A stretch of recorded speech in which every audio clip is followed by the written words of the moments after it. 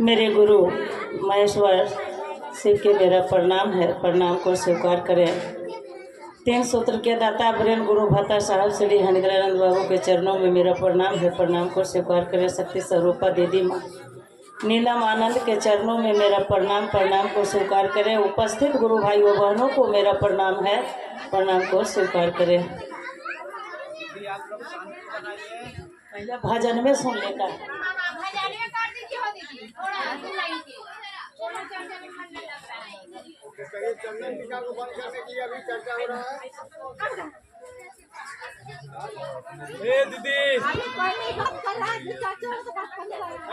यहाँ पर जितने भाई बहन हैं, गुरु बहन सब लोग गुरु मान लिए हैं, दया मांगते हैं, सब कोई प्रणाम करते हैं गुरु के। तो भाव में काहे नहीं रहते हैं? महादेव से दया मांगना चाहिए चर्चा स्थल में कि देखिए हम लोग संसारिक व्यक्ति हैं ना, घर में रहते हैं तो गुरु के प्रति मन में उतना भाव रहता है, घर के काम में रहता है ना। लेकिन घर छोड़ करके जब हम आप आए हैं तो जितना देर हम आप यहाँ हैं, कम से कम उतना देर भी अपने गुरु शिव से दया मांगे या तो प्रणाम करें। महादेव से कहें कि हे महादेव आप मेरे गुरु हैं सरकार, मैं आपके शिष्या हूँ, उस शिष्या पर तो दया करते ही हैं। जो भाई बहन मंच पर जा रहे हैं उन पर दया करिए, उनसे कुछ अच्छी बात बोलवाइए कि हम यहाँ से ले करके चलें। ये शिव गुरु की चर्चा ये क्या है, हमको आपको समझने की चीज़ है। चर्चा में आए, 3 सूत्र सुगा की तरह रट लिए हैं, शिकारी आएगा जाल बिछाएगा दाना डालेगा, लोभ से फंसना नहीं, और फसल है नहीं। हमको आपको इस जीवन में एक गृहस्थ व्यक्ति के इतना सुंदर सौभाग्य हमको आपको मिला है। गुरु परंपरा तो सदियों से चलते आ रही है, तो जो भी गुरु इस धरती पर आए हैं सारे गुरु तो उस शिव की ही इच्छा से आए हैं ना। और सारे गुरु एक ही काम किए हैं कि ज्ञान दे करके ईश्वर से जोड़े हैं। तो यहाँ तो हमारे आपके गुरु ईश्वर ही है ना, साहब रास्ता दिखाए हैं। तो हमको आपको कम से कम दीदी महादेव से दया की याचना पल प्रतिपल करना चाहिए कि जब तक यहाँ है तब तक कि कुछ अच्छी बात ले करके जाए। शिव गुरु की चर्चा ये ज्ञान के दान दिया जा रहा है, और ज्ञान के दान से बढ़कर इस संसार में कोई दाने नहीं है। घर घर में देखते हैं प्रेम नाम का चीज है, कोई किसी से प्रेम कर रहा है? नहीं कर रहा है। लेकिन गुरु प्रेम ही देते हैं। आज गुरु की दया नहीं होती तो हम आप क्या ये माठ में आकर बैठते हैं? नहीं ना। इसलिए भाई बहन हमको आपको अपने गुरु से दया मांगना और गुरु को प्रणाम करना, ये दोनों काम रोज है। हम लोग करते नहीं हैं, इसलिए 3 सूत्र के पकड़ करके रह जाते हैं। हम आप देख ही रहे हैं कि संसार में कितना अत्याचार हो रहा है। बाप बेटा के नहीं समझ रहा है, संपत्ति के लालच में बेटा बाप के गोली मार रहा है, नहीं मार रहा है, भाई भाई में मर्डर कर रहा है। अगर वही समझ होता कि हम एक बाप का बेटा है, ये मेरा पिता है, ये मेरा माँ है, हमको ऐसे नहीं करना चाहिए, तो गुरु जीवन में क्यों करना पड़ता? हमको आपको समझना है कि महागुरु महादेव का चेला हम आप बनेंगे। कैसे बनेंगे? हमारा आपका वस्त्र, हमारा आपका रुपया, हमारा आपका पैसा नहीं ना उनका शिष्य बनेगा। यहाँ भाव का खेला है, भाव में हमको आपको रहना है। महादेव से दया ना कि आप हैं, माँ के शिष्या हूँ, शिष्या पर दया कर दीजिए सरकार कि जीवन में कि व्यक्ति गिरह रह कर, और इससे महादेव का कार्य हम आपको क्या दे सकते, कुछ दे सकते हैं? एक व्यक्ति को हम जोड़ते हैं गुरु से, तो गुरु उनका जीवन का जीवन लेते हैं ना।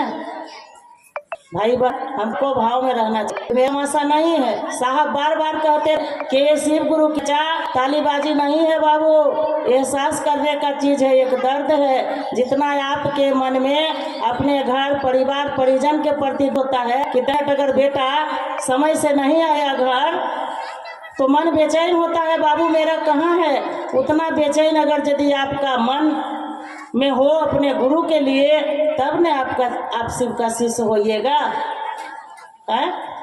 शिव शिष्य होना शिष्य की है, सीखने की मानसिकता में हम लोग चले हैं। हम जीव को शिव तक पहुंचना है, तो साहब दीदी इस कलिकाल में आए हैं कि हम सभी को ये सौभाग्य मिला है कि शिव जगत के गुरु हैं, तो जगत के एक एक व्यक्ति का गुरु होंगे, चाहे वो किसी भी जात का हो, किसी भी धर्म का हो।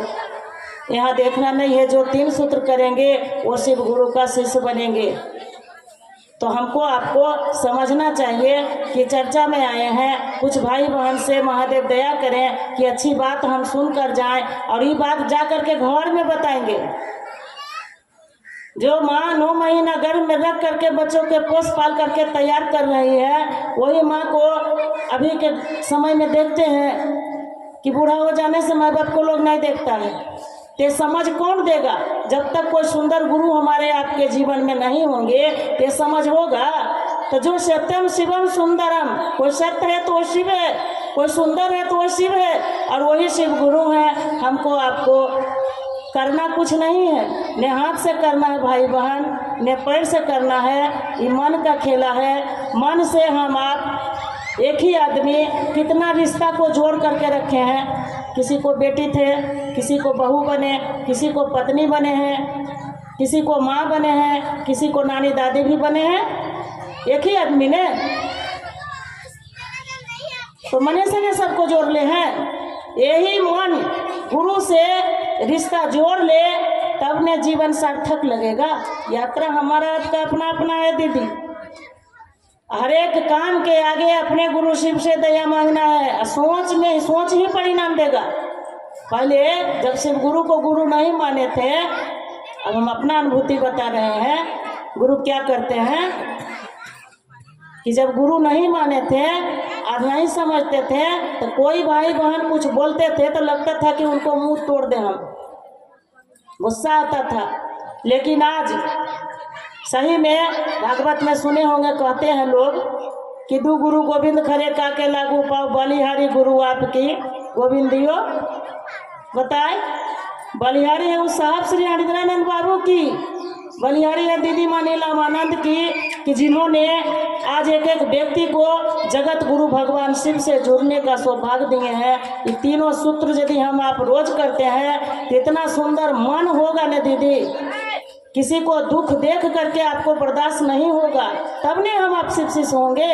इसलिए भाई बहन दया मांगना और प्रणाम करना रोज हमको आपको है। जो मिले, परिवार के लोग हो, पड़ोस के लोग हो, कोई भी मिले, उनको हम आप बताएंगे साहब दीदी का संकल्प है कि जगत के गुरु शिव, जगत के लोग एक एक व्यक्ति उन गुरु से जुड़े, तो हम आप उनका संकल्प पर खड़ा रहेंगे, तभी न हम आप समझ पाएंगे गुरु क्या करते हैं।